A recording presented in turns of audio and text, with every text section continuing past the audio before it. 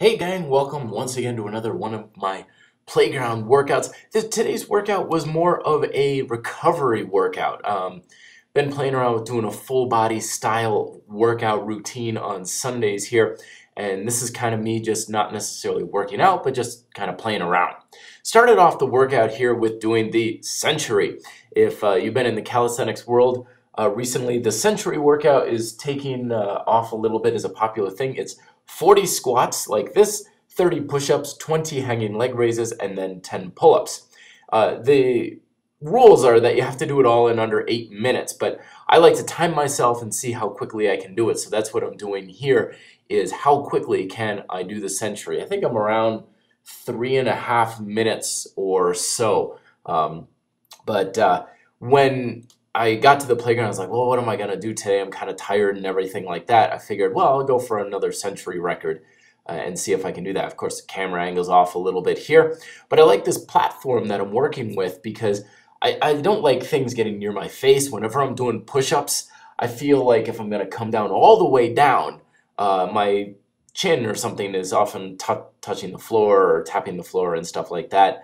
So being on an elevated platform like this, it gives my head room to move up and down, and I can come so my chest comes all the way down to my hands for all of my push-ups. I'm also, one of the things that's new with my push-ups is I'm squeezing the floor together and putting pressure on the inside of my palms. I know a lot of times when we do push-ups, it's very characteristic of people to put pressure on the outside of their palms, especially as they go down. So I am taking particular care to squeeze my hands together as much as I can. Good contraction in the chest. Now the rule of the century too, if you want to tackle it, is you can take your time in between each exercise, but once you start a set, you can't stop. So this was always the one that got me the most, is I'd start doing the hanging leg raises and then my grip would start to go, or my back would get tired or something, and I would be forced to quit, and then that officially finishes the workout. So once you start, you can't stop. Also, I should note too that this is a day that it's a little overcast here in Denver. It actually starts raining halfway through this workout, and I have to protect the camera with my shirt. So you'll see some big raindrops and everything falling in a minute here, which is kind of refreshing. One of the things that I really am a big believer in is the idea of working out outside gets us into the elements, which helps to strengthen our resolve in our workouts and exposes us to what it's like to work out hard in the elements. I mean, we should be able to tackle a workout regardless of what the world throws at us. Okay, so it's sunny, it's hot, it's cold, it's rainy, all these sorts of things. We live in a very conditioned, very climate-controlled environment most of the time.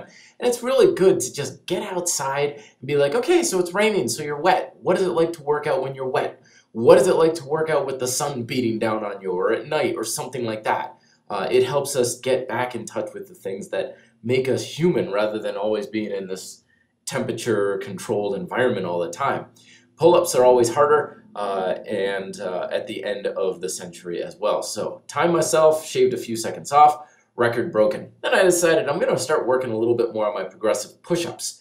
These progressive push-ups are a little bit different than an archer push-up. What I'm doing is I'm trying to shift my weight as much as I can towards one side as I'm doing the push-up. And I'm still trying to keep the weight. You can see on my hand there, my right hand, the weight comes towards the inside of the palm as I push myself up. You can also see variance in my upper body kind of going side to side a little bit there. I'm really working hard to get rid of that sort of thing. Archer push-ups and progressive push-ups like this are very difficult to do, and they're harder to do than people think they are. A lot of times when people say outrigged to one side, they naturally go towards the middle where their weight is the same on both hands, and of course we want to avoid that as much as possible. I do that little thing there, I tense up my shoulder and my chest as much as possible, so I'm literally pulling myself to the side as much as possible, putting as much stress and tension into my triceps, shoulders, and in my chest muscles. So once you get all those little details down, this is a lot harder than just simply doing random push-ups and so on. I supersetted that with some hanging leg raises. Here you can kind of see it's raining a little bit harder, the drops are falling faster. One of the things I'm really trying to work on is getting my anterior chain far more tension. So you can see I'm kind of pulling downwards with my hands. That's one of the things that is good about the hanging leg raise. I don't hang as so much as I just keep a good grip, and I do almost a mini pull-up with that. So that's one of the things I'm working on there.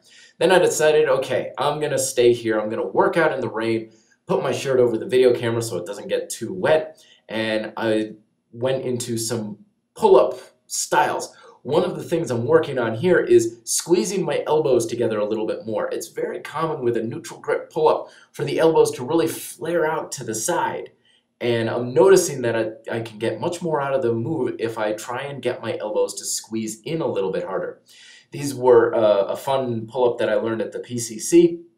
Bars are getting a little bit wet there. Alternating grip, and I'm pulling upwards with the dominating with the underhanded grip. So the overhand grip is just kind of assisting there. So I'm getting about 5, maybe 6. I like the rotation action in this pull-up. Very natural, feels very good in the bicep muscle and in the shoulder as well. Good for the back. So then, of course, you do one side, you got to do the other side. So twist up and down. You notice I'm not getting quite as much of a twist. I was playing around with the idea of, well, maybe what is it like without a twist? And this is one of the things that I really think needs to be said for my workouts as well as working out in general.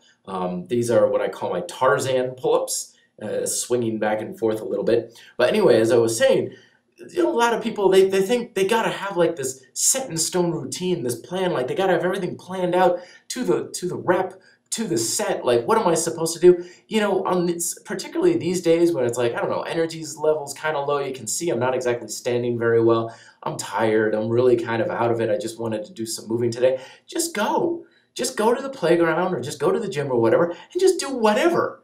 And I know a lot of people, they shirk at that. They're like, you can't just do whatever. Yes, you can. I mean, these right here are an advanced pull-up routine. You can see my arms and back and everything. Everything's really working.